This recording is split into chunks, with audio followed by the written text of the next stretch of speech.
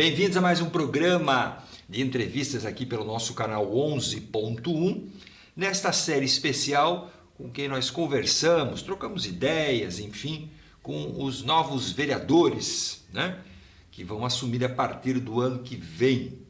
E hoje a nossa convidada é a Vanessa Rosa, que eu lembro que ali não faz muito tempo eu conversei com ela na questão do Dia da Consciência Negra. É isso, Vanessa? Boa tarde. Isso mesmo. Boa tarde, Sérgio. Prazer estar contigo novamente. Igualmente.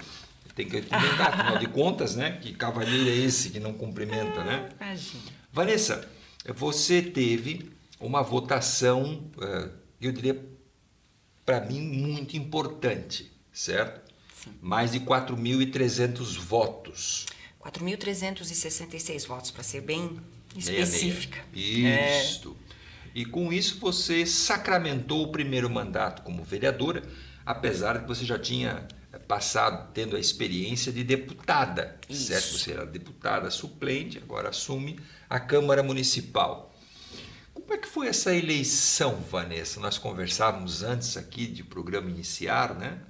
Como é que foi essa tua jornada, certo? Com essa nova experiência disputando voto a voto? Difícil.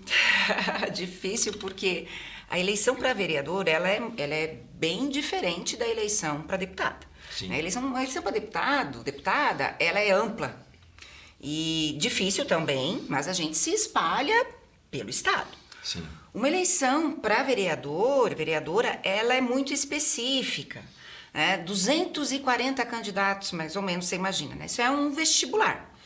E muito personalista também. Para 19 vagas. Para 19 vagas, né? E todo mundo conhece um parente, um vizinho, um amigo, um prestador de serviços que é candidato a vereador, vereadora. Mas, assim, tem um ponto que eu gosto sempre de ressaltar, é que eu não comecei a fazer campanha no dia 16 de agosto. Sim, foi de quando 2024. Oficialmente as coisas iniciaram, né, pela Justiça Isso. Eleitoral. Eu tenho uma base de 34 anos aí na educação, que foi o meu suporte, inclusive, para que eu tivesse uma votação tão expressiva para deputada, né? Fiz quase 17 mil votos. E desde 2022, quando me lancei candidata a deputada, assumi a Assembleia 33 dias, eu não parei de trabalhar. Sim, Eu não politicamente parei. falando. Exatamente. Não apenas dentro da tua profissão. Exatamente. Eu não parei de trabalhar politicamente, porque eu me senti muito responsável por todos aqueles que levantaram para votar em mim. Sabe? Então, na minha cabeça, eu tinha que apresentar alguma coisa para essas pessoas. Uhum. É uma responsabilidade muito grande. Uma continuação daquele processo que tinha iniciado. É uma responsabilidade você se colocar à disposição para assumir um cargo eletivo, assumir mesmo que por um período curto, e você não dá uma devolutiva para as pessoas. Então, eu trabalhei muito. O que eu pude buscar... dentro das minhas pautas, eu fui a Brasília diversas vezes, eu conversei com diversas pessoas, eu fiz muita palestra. Eu acho que nenhuma instituição que tenha me chamado dentro das minhas condições, porque obviamente eu voltei para a escola, né? A minha querida escola, na Maria Arger, né? Professora, supervisora, mas dentro das minhas possibilidades eu tentei atender todo mundo que me procurou. E eu acho que isso é importante, porque a gente não pode brotar na cena política a cada 4 anos. A gente tem que se manter dentro dela. Então, mesmo sem mandato efetivo, eu procurei atender aos anseios daqueles que votaram em mim dentro das minhas condições, obviamente, né? Bom, essa disputa sempre acontece dentro do partido, independente de qual que seja, né? Você tem uma raia em que todos entram e disputam o mesmo voto, entre aspas. No caso do PT, vocês sempre tiveram um traço, né? Vocês traçam, uma régua. Uma régua com um número quase que fixo de votos mínimos que o PT faz aqui em Joinville. Uhum. Não é? E você tem um diferencial, que é ser mulher do Carlito.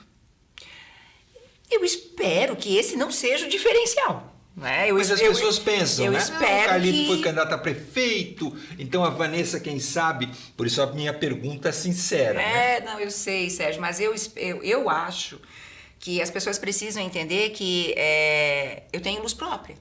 Né? Eu tenho uma trajetória de muitos anos né, da educação infantil à pós-graduação, então eu transitei em muitos lugares, eu não surgi a partir da figura do Carlito. Entendi. Né? Eu fui secretária municipal de educação, eu sou professora universitária, essa é uma tendência, sabe? Eu acho pertinente a sua pergunta, porque historicamente as pessoas vinculam a mulher sempre a um homem, né?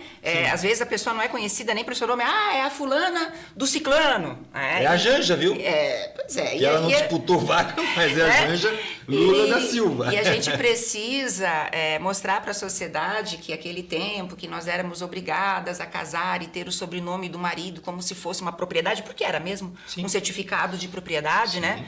Isso a gente... Era minha esposa, meu marido. Exato. Era uma posse. Graças a Deus, isso nós superamos com muita luta, né? O movimento feminista e todos os outros movimentos sociais. Mas inegável que o Carlito, para mim, é uma referência política, assim. É uma pessoa que foi vereador, foi deputado estadual, foi deputado federal, foi prefeito, foi relator do orçamento da União. Ele tem uma trajetória belíssima dentro da política, da qual eu me orgulho muito. Mas a Vanessa da Rosa é a Vanessa da Rosa. E o Carlito Mers é o Carlito Mers. Por isso que eu te perguntei isso, e antes eu fiz o destaque, né, dentro do partido, ou seja, não houve nenhum tipo no partido. Sim. Né? Não tivemos esse... Não, mas ela, né, enfim, não. Não. Cada um foi com a sua agenda, Isso. tu disputou de igual para igual com todos os candidatos, inclusive, não houve sequelas. Não houve sequelas, saímos ilesos. E, inclusive, assim, teve toda uma precaução, né, assim, não fui eu que sempre estive nas agendas durante o período de campanha com ele. O Carlito era o candidato a prefeito e, como candidato a prefeito, ele tinha uma obrigação com todos os que se colocaram à disposição. Com todos os outros candidatos, exatamente, né? Não exclusivamente comigo. E você teve você também me comentava que o PT, neste caso, para vereador, teve um destaque com as mulheres. Teve um destaque com as mulheres e teve em número de votos, e teve um destaque que eu ressalto sempre, principalmente com as candidaturas negras. Nós saímos em 4 candidatos negros, Sérgio. E a princípio foi aquilo assim, mas como? Vão sair todos? Vão disputar todos? São todos da mesma área, praticamente todos da educação? E de que outra área nós seríamos também, né, Sérgio? Se a gente for pensar um pouco o nosso passado escravagista aí de quase 400 anos... A questão mesmo da geográfica de Joinville, sim, todos da área da educação, todos da Zona Sul. Que são as janelas que se abriram ao longo do tempo. Exatamente. Vocês vão se matar e não foi assim. Foi muito interessante, foi muito produtivo. 4 candidaturas negras juntas fizeram mais da metade da nominata do nosso partido. Ou seja, a maioria de votos se concentrou nesses 4 candidatos. Nos 4 candidatos negros. E isso é um dado bom para nós, porque tem uma parcela significativa de Joinville que tem olhado essas pautas, que entende que é preciso uma diversidade de representatividade na Câmara de Vereadores. Não apenas pelo ser fato de mulher, mas também por conta da tua posição social, né? Da posição social, da posição de luta, das pautas do povo negro, que não são pautas exclusivas do povo negro, são pautas da sociedade joinvilense. Isso a gente sempre tem que frisar, né? Quando a gente discute a questão racial, nós não estamos discutindo com negros, nós estamos discutindo com brancos, com pretos, com pardos, com a sociedade, né? que é formada por uma diversidade de povos. Então isso é muito bom, isso mostra uma Joinville bem atenta a essas pautas, bem atenta à questão da representatividade, e uma Joinville que também é negra, né, e que tem uma população deste segmento que se posiciona e sabe fazer política. Sim. E o outro... E não é pequena. E não é pequena. Né? Nós somos quase 18% de negros aqui. E outro dado interessante é que sim, né, fora esse recorte racial, foram as mulheres que fizeram a diferença também na nossa nominata. Então, nós temos um recorte de gênero e raça muito bem pontuado na eleição do Partido dos Trabalhadores, e não só do PT em si, mas da nossa federação. Né? Porque na federação nós também tivemos uma mulher muito bem votada. O que é federação para as pessoas que não sabem, Vanessa? A federação é mais ou menos como as antigas coligações. Só que as coligações a gente podia fazer e desmanchar logo após a eleição. E a federação não. A federação é um casamento aí de no mínimo 4 anos. Então, na federação, junto com o PT, nós tínhamos o PCdoB e o PV. Certo. Nós tivemos uma candidata do PCdoB que também fez uma votação interessante. Uma menina jovem, a Larissa, que fez uma votação bem interessante. Então, assim, quantos votos? A Larissa fez quase 1.700 votos. Aí a Jane, sindicalista, fez 1.800 votos. Depois vemos eu e Ana Lúcia, cada uma com 4.000 e poucos votos. Então, juntando os votos das mulheres também, expressivo. É expressivo. Eu acho que o partido precisa estar atento a isso. A esse novo cenário de candidaturas e de aderência, porque as pessoas votaram. Precisa estar atento à pauta das mulheres e à representatividade das mulheres neste cenário, não só de estar nos bastidores da política, mas de estar se colocando à frente e com condições, porque isso é importante. Não basta só a gente querer que as mulheres se prontifiquem, elas precisam ter condições de concorrer de igual para igual, com chances de eleger. Sim. E foi isso que aconteceu. Então, isso para a gente é muito, muito interessante e serve de um parâmetro para a gente pensar os próximos passos também. E aí vem a renovação das lideranças. Isso mesmo, é importante. Isso não estou falando apenas do PT, eu estou no conjunto da obra.